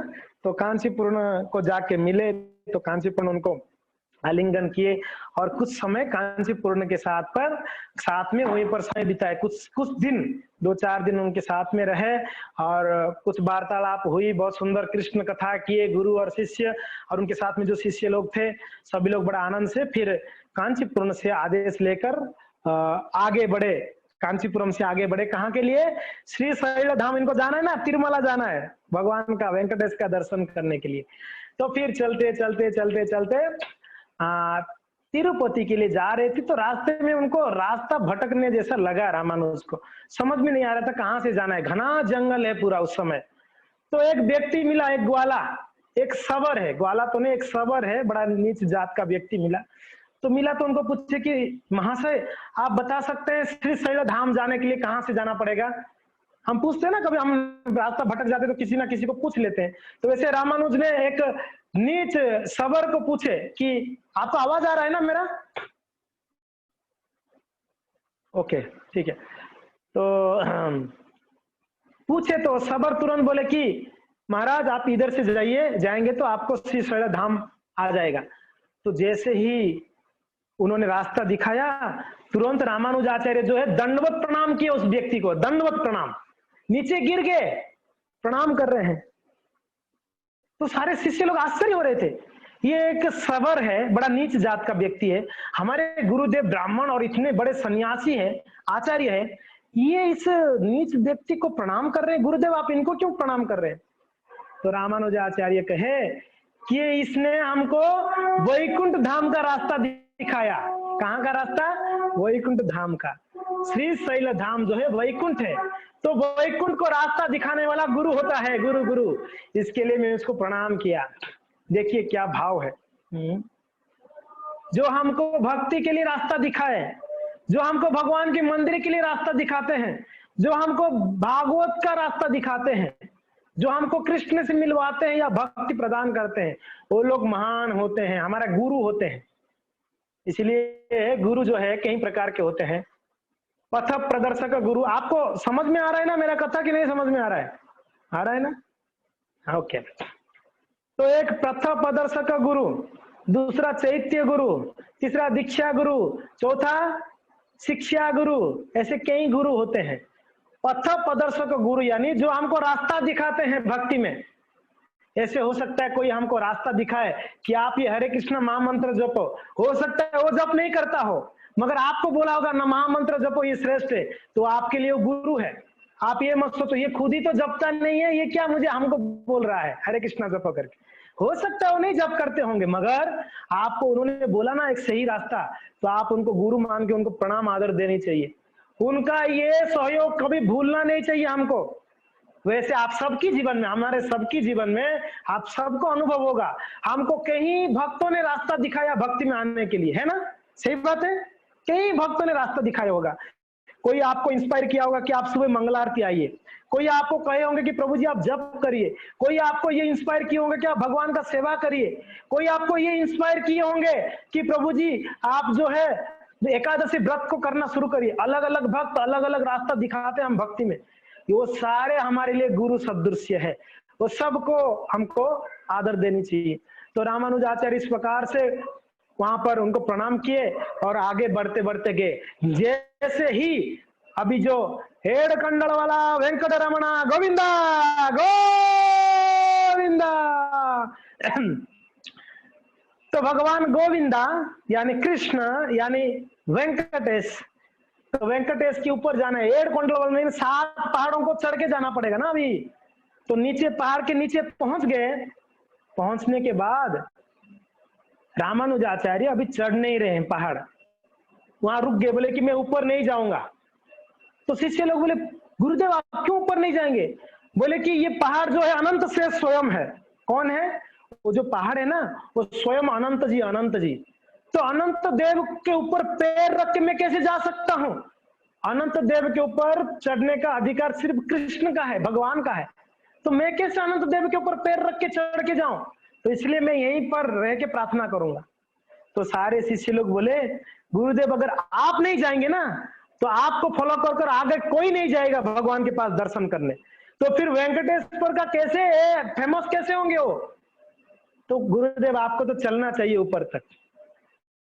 तो रामानुजाचार्य बोले अगर ऐसा है तो मेरे घुटनों के बल पर जाऊंगा, मैं चरण नहीं रखूंगा, पैर नहीं रखूंगा। तो ऐसे वर्णन आता है कि रामानुजाचार्य 7 पहाड़ घुटनों के बल पर चढ़ के गए, घुटनों के बल पर, पैर नहीं रखा। हाँ देखिए, जबकि रामानुजाचार्य स्वयं शेष जी है, स्वयं शेष के अवतार है रामानुज, फिर भी उन्होंने शिक्षा देने के लिए, ये होते हैं आचार्य। आचार्य यानी खुद आचरण करके बताते हैं। ऐसा नहीं सिर्फ बोलते रहो, सुबह उठो जप करो, ये करो वो करो, कुछ खुद कुछ भी नहीं कर रहा है। सिर्फ बोल वचन देने से किसी को कुछ फर्क नहीं पड़ता है।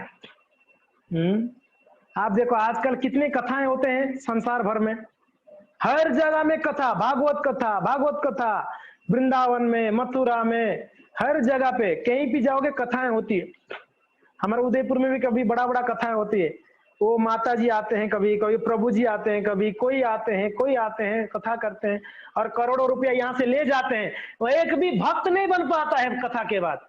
हाँ, मैं नाम नहीं ले रहा हूँ किसी का, आप सबको पता है कहीं बड़े बड़े माता जी लोग आते हैं कथा करने यहाँ पर।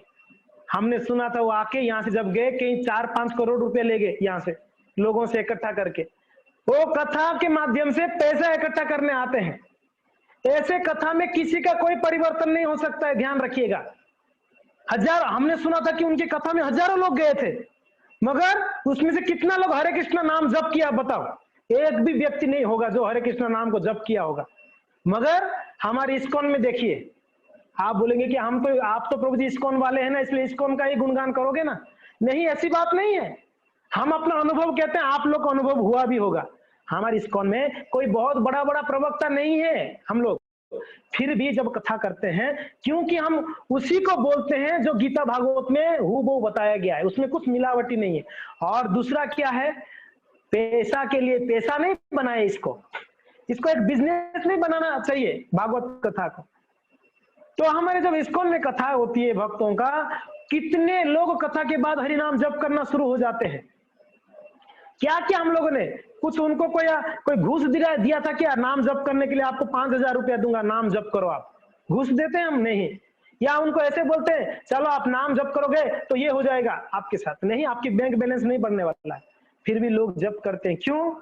क्योंकि जब एक शुद्ध परंपरा से कोई बोलता है बिना स्वार्थ का, तब वो व्यक्ति का वाणी में शक्ति होता है और वो आचार्य होते हैं। तो यहाँ पर रामानुजाचार्य जो है, आवाज आ रहा है मेरा? थोड़ा नेटवर्क का प्रॉब्लम लग रहा है मुझे, ओके। तो रामानुजाचार्य ने आचरण से दिखाए, आचार्यति इति आचार्य, जो आचरण करके बताते हैं वो आचार्य है। तो रामानुजाचार्य घुटनों के बल पर गए, ऊपर गए। तिरुपति तिरुमला में जब पहुंचे, भगवान वेंकटेश्वर को देख के बहुत भाव विभोर हो गए रामानुजाचार्य, बार बार भगवान को प्रणाम कर रहे हैं। बहुत सुंदर सुंदर स्तुतियों के द्वारा भगवान को प्रार्थना आदि किए रामानुजाचार्य।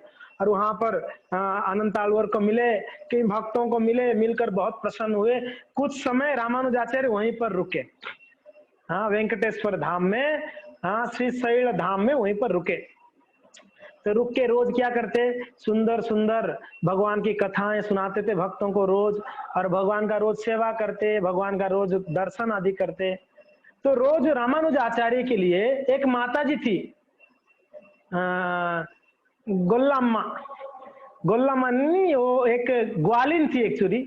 हम गोल्ला मीन्स तेलुगु में गोल्ला मीन्स ग्वालिन को गोल्ला कहते हैं, गोल्ला, गल्लम्मा, गल्लम्मा, गोल्लम्मा। तो एक गोल्लम्मा थी, वो रोज दूध लाके देती थी रामानुजाचार्य के लिए स्पेशली। उनके शिष्य लोग बोलते हैं कि मेरे गुरुदेव के लिए अच्छा दूध लेके आओ गाय का, तो रोज लाके देती। तो कुछ दिन के बाद वो माता जी आई, उनके शिष्यों को बोली कि भाई पैसा तो दो, रोज दूध ले जाते हो, पैसा कौन देगा, पैसा दो, उसका मूल्य दो।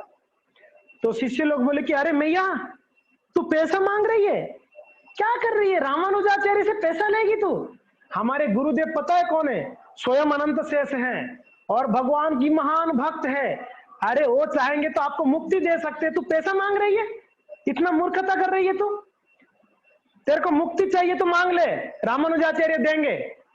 तो माता जी ना घर नहीं गई, वो बाहर वेट की, रामानुज आएंगे तो उनको मुक्ति मांगूंगी करके।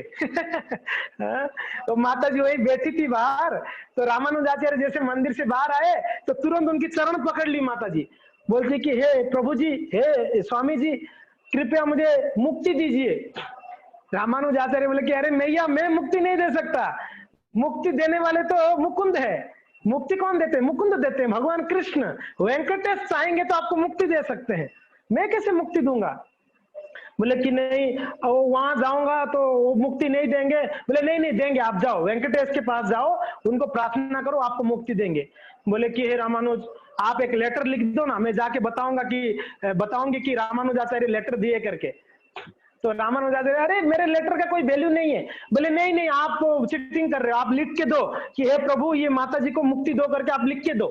वो माता जी को इतना विश्वास था, अगर भक्त बोलेगा तो भगवान मुकर नहीं सकते हैं। उनको पता था माता जी को, तो इसलिए बोलते आप लिख के दो, आप अगर लिख के दोगे तो भगवान मुझे मुक्ति देंगे। तो रामानुजाचार्य को लिखना पड़ा एक लेटर कि वेंकटेश प्लीज ये गोल्लाम्मा को मुक्ति दे देना करके लिखकर साइन किए, नीचे रामानुजाचार्य करके साइन करके दिए। वो लेटर लेके गई वो मैया लेके जाके वेंकटेश को बोलते प्रभु मुझे मुक्ति चाहिए और मुझे पता है आप नहीं मानोगे करके मैं लेटर लेके आया हूँ, ये रिकमेंडेशन है रामानुज से। तो लेटर दिखाई, तब जाके भगवान बोले कि ठीक है मैया आपको मैं आशीर्वाद देता हूँ, आपका मुक्ति हो गया। तो माता जी जो है वहीं पर मंदिर के सामने भगवान का दर्शन करते करते उसी समय शरीर छोड़ी और वैकुंठ चले गई, हरि बोल, तो वैकुंठ चले गई। तो माता जी जहां शरीर छोड़ी उस जगह अभी भी है, आप जाओगे कभी तिरुपति में, उस जगह का नाम है गोल्ला मंडपम। गोल्ला मंडपम ये जस्ट मंदिर की जस्ट सामने गोल्ला मंडपम करके एक मंडप बना हुआ है, वो मंडपम के पास ही वो माता जी जो है शरीर छोड़ दी थी, गोल्ला मंडपम के पास। तो आप दर्शन कर सकते हो। तो इस प्रकार से जो है रामानुजाचार्य कुछ समय वहां पर रहकर वहां पर एक जन को मिले रामानुजाचार्य। किनको पता है किनको मिले, ये बताने से पहले मैं ये बताना चाहूंगा कि आपको मैंने बताया था उनका एक भाई था, चचेरा भाई, क्या नाम था उनका, गोविंद है ना, गोविंद, आप सबको याद है गोविंद थे। तो गोविंद क्या था, वो गोविंद चला गया था एक जगह पे, श्रीकालहस्ती करके एक जगह है, आप नाम सुना श्रीकालहस्ती, कितना लोग नाम सुने श्रीकालहस्ती? भगवान महादेव जी का बहुत बड़ा मंदिर है, बहुत बड़ा मंदिर है भगवान महादेव जी का श्रीकालहस्ती में। तो श्रीकालहस्ती में जब ये लोग गए थे ना नॉर्थ इंडिया यात्रा में, ये सारे बच्चे लोग, वो गोविंद वापस नहीं आया था, वहां से वहां निकल गया था, श्रीकालहस्ती चले गए थे।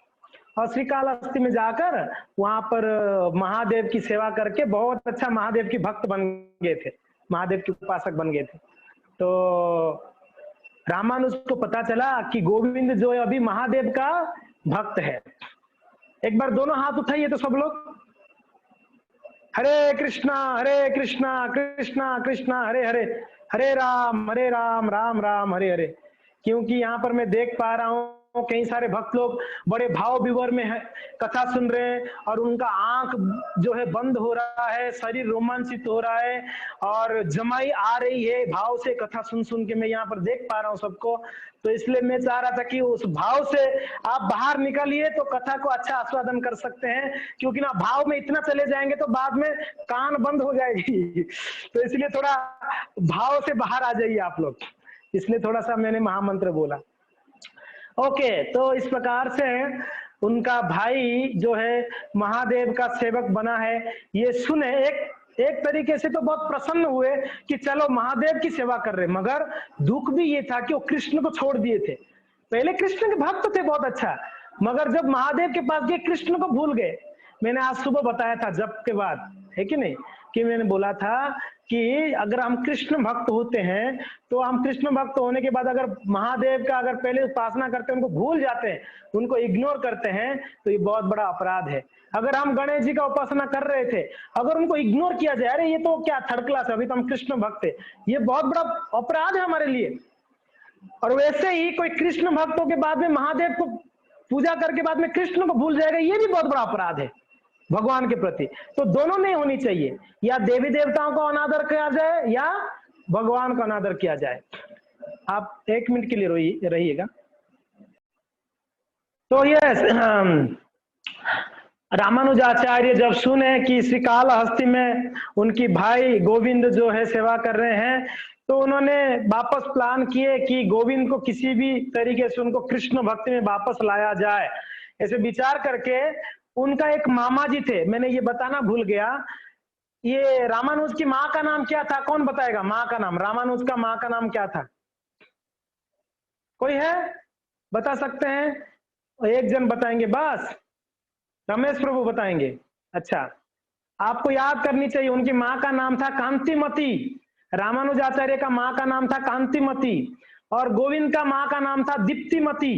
कांतिमती दीप्तिमती दो बहन थे और ये 2 भाई थे इनके, 2 माताजियों का।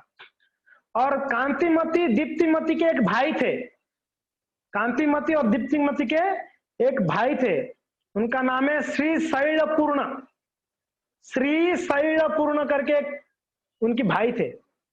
और ये श्री शैलपूर्ण जो है यमुनाचार्य के शिष्य थे। थोड़ा लिंक याद करिएगा, यमुनाचार्य कौन थे? वो रामानुजाचार्य का भी गुरु हुए हैं।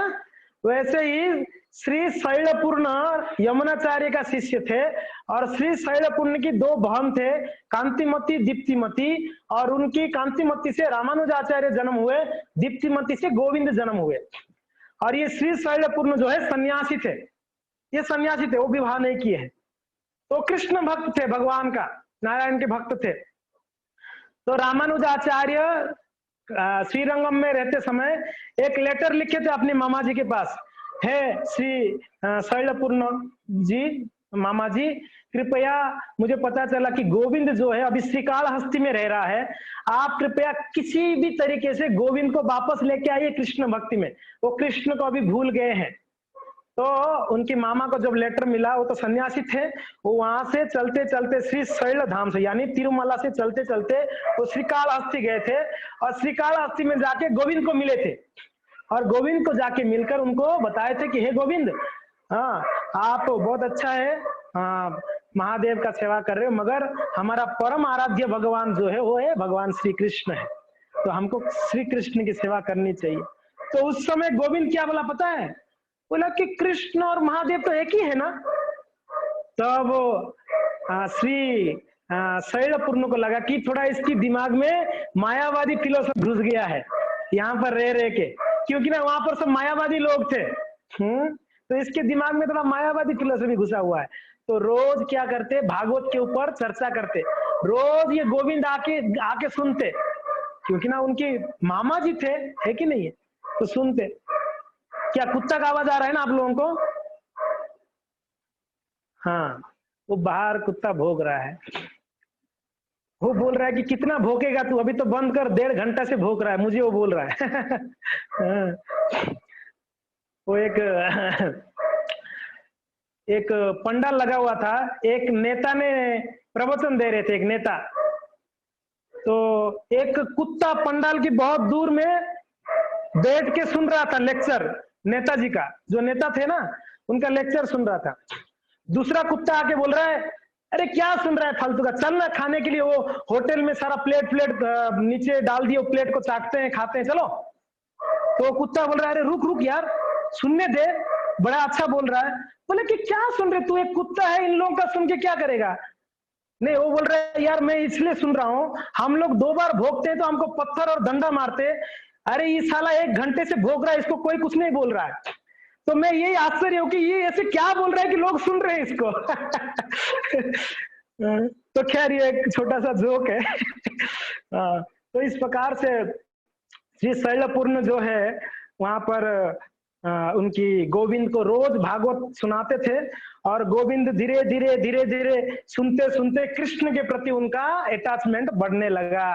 देखिए भागवत जो है ये इतना सारे ग्रंथों की सार कहा जाता है, भागवत महापुराण है। ये भागवत पुराण कोई पढ़ लिया ना, वो कृष्ण अपने हृदय में बिठा सकता है, कृष्ण को अपने हृदय में बिठा सकता है भागवत अगर पढ़ते हैं तो। भागवत सुनते सुनते ये जो है गोविंद जो है तुरंत कुछ दिनों के बाद श्री शैलपूर्ण की चरण पकड़कर उनकी शरण लिए और बोले कि हे श्री शैलपूर्ण, मुझे आप दीक्षा दीजिए, मुझे अभी वैष्णव दीक्षा दीजिए। तो श्री शैलपूर्ण ने उनको दीक्षा दी, शिष्य बनाए, उनको साथ में लेके आ गए वहां से श्रीकालाहस्ती से लाके। ये लोग कहाँ रहते थे पता है? श्री शैलधाम, वो वेंकटेश के पास रहते थे, बालाजी, तिरुपति बालाजी में रहते थे। तो जब रामानुजाचार्य वहां पर पहुंचे तब किनको मिले? गोविंद को मिले। बहुत दिन के बाद, बचपन में मिले थे जब ये भाग गए थे, उसके बाद आज जाके मिले गोविंद को। मिलते गोविंद को गले में लिए, बहुत प्रसन्न हुए, गदगद हो गए, हे गोविंद आपको बहुत दिन से नहीं मिला। और कहा श्री शैलपूर्ण उनकी मामा जी को भी मिले, उनको प्रार्थना किए, और उनकी मामा जी के पास कहते हैं कि लगभग कितना दिन रुके? 3 महीना रुके। रामानुजाचार्य श्री शैलपूर्ण की घर पे 3 महीना रुके, 3 महीना। और 3 महीना क्या किए? श्री शैलपूर्ण से रोज रामायण सुनते, रामायण, भगवान राम जी का चरित्र को सुने, और 3 महीने में पूरा रामायण को सुना। कौन? रामानुजाचार्य ने, रोज सुनते थे। तो 3 महीने के बाद रामानुजाचार्य जब वहां से वापस जाने के लिए, अभी श्री शैलधाम छोड़ के उनको जाना है वापस, तो जाते समय श्री शैलपूर्ण यानी उनके मामा जी को प्रार्थना किए, प्रणाम किए। तो उनके मामा जी बोले कि बेटा आपको कुछ चाहिए तो बोलो, मैं देता हूँ, आपको कुछ चाहिए, आप इतना समय मेरे घर पे रहे। तो रामानुजाचार्य बोले अगर कुछ देना चाहते हो तो गोविंद को मुझे दे दो, गोविंद मेरे साथ में, मैं बहुत दिन से इसका विरह में था, वो बहुत अच्छा, हम साथ में पढ़ते थे जब गुरुकुल में पढ़ते थे, यादव प्रकाश के पास जब पढ़ते थे हम, तो आप देना चाहते तो गोविंद को मुझे दे दो। तो श्री शैलपूर्ण तुरंत गोविंद को बोले ठीक है आप गोविंद को लेके जाओ। तो रामानुजाचार्य गोविंद को लेते हुए वापस चलते चलते चलते चलते कहाँ पहुंचे? वापस श्री कांचीपुरम में पहुंचे। कांचीपुरम धाम की जय। कहाँ भूल पाएंगे रामानुज कांचीपुरम को, बोलिए, उनकी परम आराध्य वहां पर वरदराज स्वामी है, तो बार बार कांचीपुरम आते। तो वापस कांचीपुरम आके ठाकुर जी को दर्शन किए। ठाकुर जी को दर्शन करके रामानुजाचार्य जो है कांचीपुरम से वापस मिले। कांचीपुरम से मिलके उनको मिला है कि ये है गोविंद मेरा भाई, और अभी बहुत अच्छा भक्त बन गया है वो। तो कांचीपुरम को बोले कि आप इनको आशीर्वाद दीजिए प्लीज। तो कांचीपुरम ने बोले कि ये जो गोविंद की चेहरा से मुझे लग रहा है वो दुखी है, वो उनकी गुरु की विरह में दुखी है, मुझे ऐसे लग रहा है। वो श्री शैलपूर्ण से दूर आके वो दुखी है, तो अगर हो सके तो गोविंद को वापस श्री शैलपूर्ण के पास छोड़ दो, क्योंकि ना वो दुखी है गुरुदेव की विरह में, क्योंकि ना बड़ा अटैचमेंट था उनको गुरु के प्रति, श्री शैलपूर्ण के प्रति बहुत प्रेम था गोविंद का। तो जब इनके साथ में आ गए तो रोज सोचते मैं गुरु से मैं बिछड़ गया करके। तो खैर रामानुजाचार्य जब उनकी श्री शैलपूर्ण के पास रहते तो एक दिन देखे गोविंद जो है उनकी गुरुदेव का बिस्तर रोज लगाते, बहुत अच्छे से लगाते थे। लगा के क्या करते पता है क्या? उस बिस्तर के ऊपर थोड़ा सो जाते थे बढ़िया से ऐसा। उनकी गुरु का बिस्तर लगाते हैं, श्री शैलपूर्ण का बिस्तर लगा के सो जाते ऐसा, और थोड़ा 5-10 मिनट सोते फिर चले जाते।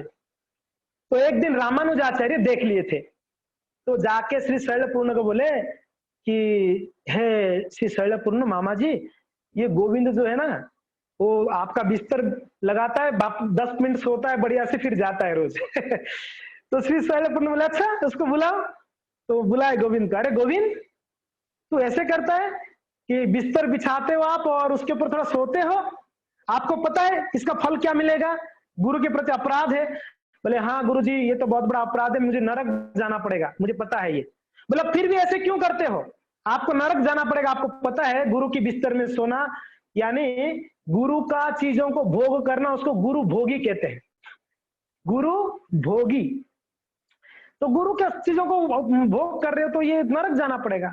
बोले गुरु महाराज, मैं नरक जाने को तैयार हूं, मगर मैं बिस्तर बिछा के थोड़ा चेक करता हूँ मेरे गुरुदेव को अच्छा नींद आएगा कि नहीं आएगा, बिस्तर में कुछ उबड़ खाबड़ तो नहीं है, बिस्तर में कुछ तकलीफ तो नहीं है, इसलिए मैं थोड़ा सो के टेस्ट करता हूँ कि हाँ अच्छा नींद आ सकता है मेरे गुरुदेव को, तब मैं जाता हूँ।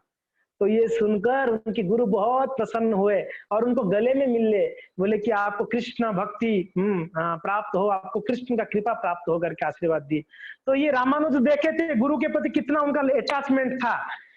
एक दिन गोविंद ऐसा कभी कभी उटपटांग काम करते हैं। एक दिन एक सांप को पकड़कर गोविंद उनके मुंह में हाथ डाल के कुछ निकाल रहे थे उनके गले से। एक सांप को पकड़ लिए थे, उनके मुंह में हाथ डाले थे। रामानुजा, और सांप जो है एकदम सांस ले नहीं पा रहा था, वो तड़प रहा था सांप, और ये मुंह में हाथ डाल के कीड़ा कर रहे थे। होता है ना कभी बच्चे लोग करते हैं ना, ऐसे कीड़ा करते रहते हैं कुछ ना कुछ। तो रामानुज बोले कि अरे गोविंद क्या कर रहे हो, सांप को तकलीफ हो रहा है, उसके मुंह से हाथ निकालो। तो उन्होंने हाथ निकाल दिया। बोला कि नहीं नहीं रामानुजाचार्य, एक्चुअली वो सांप है ना कुछ खा रहा था, उसके गले में कोई कांटा अटक गया था, तो वो बड़ा तड़प रहा था, मैं देखा, तो इसलिए मैं उसको उठा के उसके गले से वो कांटा को निकाल दिया, अभी वो ठीक हो जाएगा, थोड़ी देर में वो अच्छा हो जाएगा। तो देखिए कितना दया है जीव के प्रति। तो इस प्रकार गोविंद बहुत अच्छा भक्त था। तो रामानुजाचार्य वो रियलाइज किए थे कि ये गुरु के प्रति बहुत उसका आसक्ति है। देखिए इस संसार में किसके प्रति आसक्ति होना है ना, हमको गुरु वैष्णव के प्रति आसक्त होना चाहिए। क्या होगा आसक्ति होने से, गुरु के प्रति आसक्ति होने से? मैं आपको एक श्लोक बताता हूं, आप उस श्लोक को देख सकते हैं।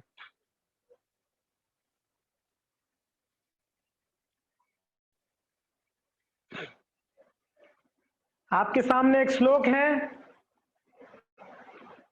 मेरे साथ आप बोल सकते हैं। प्रसंगम अजरम पासम आत्मनः कवयो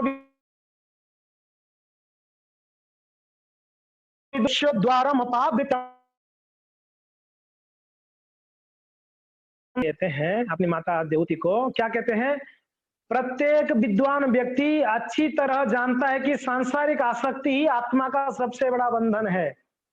प्रसंगम अजरम पासम, यानी इस संसार में कोई भी वस्तु या व्यक्ति के प्रति अगर आसक्त होते हो आप, तो क्या करता है, हमको इस संसार में बंधन बांध देता है।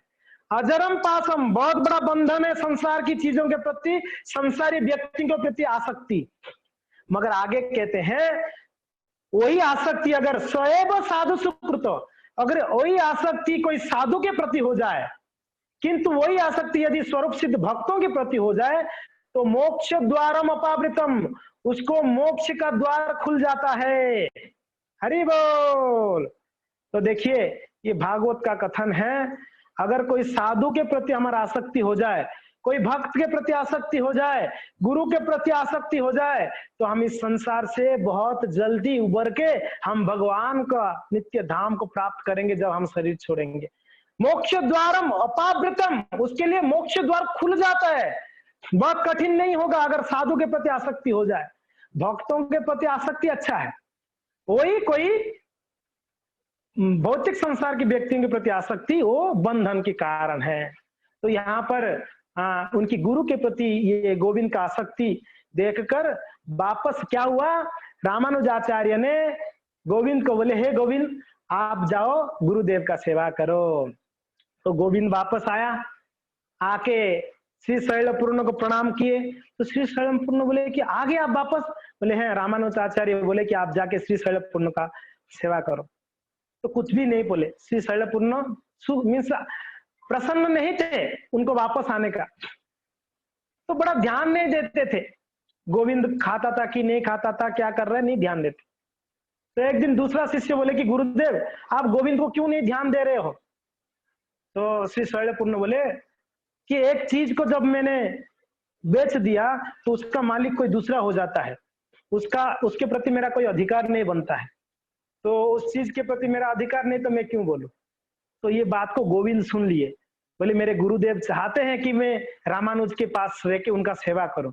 गोविंद को रियलाइज हुआ तो वापस आए, क्षमा मांगे गुरु को, और हे गुरुदेव आपके आदेश से मैं वापस जा रहा हूं, आप आशीर्वाद दो मैं रामानुज का अच्छा सेवा कर पाऊं। आशीर्वाद लेते हुए गोविंद वापस रामानुजाचार्य के पास आ गए। तब तक रामानुजाचार्य का श्रीरंगम पहुंच गए थे, रिटर्न श्रीरंगम चले गए थे। श्रीरंगम पहुंचे गोविंद और रामानुजाचार्य की सेवा में बढ़िया से लग गए हैं। तो इस प्रकार से गोविंद जो है रामानुज का सेवा करते हैं और रामानुजाचार्य बहुत सुंदर रंगनाथ जी का भव्य सेवा पूजा को शुरू कर दिए थे। एक दिन रामानुजाचार्य सोचे मैंने मेरे गुरु को जो वचन दिया था अभी तक वो वचन को पूरा नहीं किया। आपको याद है ना 3 वचन लिए थे रामानुजाचार्य, याद है कि भूल गए आप लोगों ने? किनको किनको याद है 3 वचन क्या लिए थे उनकी गुरु के सामने? जब यमुनाचार्य के 3 उंगली बंद था तो तभी इन्होंने कुछ वचन लिए थे 3, आपको याद है ना? पहला बोले थे कि मैं श्री भाष्य लिखूंगा, वेदांत सूत्र के ऊपर टीका लिखूंगा। दूसरा मैं ऐसा 1-2 आचार्य बनाऊंगा जिनका नाम पराशर और व्यास रखूंगा। तीसरा पूरा विश्व भर में मैं वैष्णव फिलोसफी को प्रचार करूंगा, यानी मायावाद का खंडन करूंगा। तो अभी तक सोचे कि एक काम पूरा हुआ, व्यास और पराशर का जन्म हो गया था, तो इन दोनों को आगे जाके मैंने आचार्य बना दूंगा। अभी 2 कार्य और बाकी है। क्या? अभी उनको श्री भाष्य लिखना है और पूरा भारत भर में उनको वैष्णव फिलोसफी का प्रचार करना, मायावाद का खंडन। तो अभी इसके लिए प्लान कर रहे थे, तो विचार किया अभी मुझे श्री भाष्य लिखनी चाहिए, बहुत लेट हो गया।